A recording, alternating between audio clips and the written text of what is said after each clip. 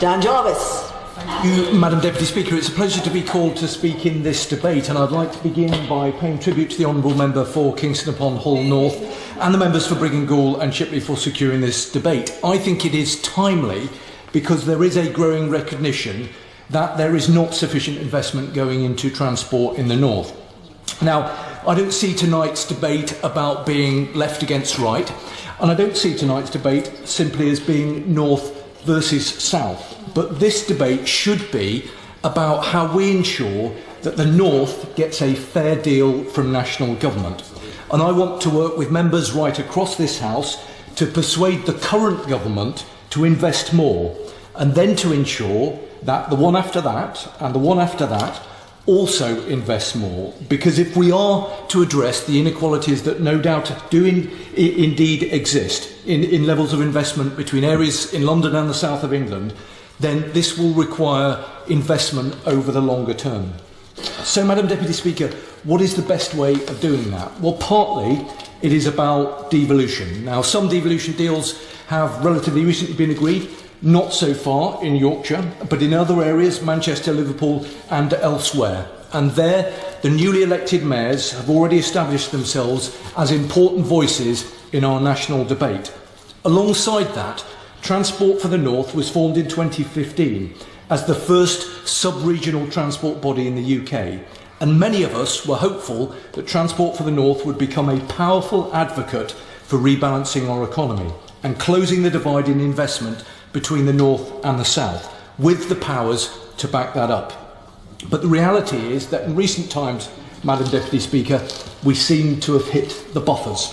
Because, as the Transport Secretary recently said in the Yorkshire Post, that it was not his responsibility to invest in Yorkshire's railways. This came shortly after he universally cancelled electrification projects planned for some of the busiest routes in the country outside of London. This is but one example of the stark inequalities which exist in our transport infrastructure between different regions in our country. A point that has been very effectively made by the Yorkshire Post, who have long campaigned on these issues and who, under the editorship of James Mitchinson, have been a powerful voice, not just for Yorkshire and the Humber, but for the North more generally. Now, Madam Deputy Speaker, I think that we would all accept that London, as our capital city, is a hub for business and tourism. It is understandable that it will receive a significant amount of investment. But the figures show just how wide the inequality between London and the North has become. According to the IPPR, analysis of investment over the last 10 years shows that London receives £680 per head on average each year, while the North got just £282 per head.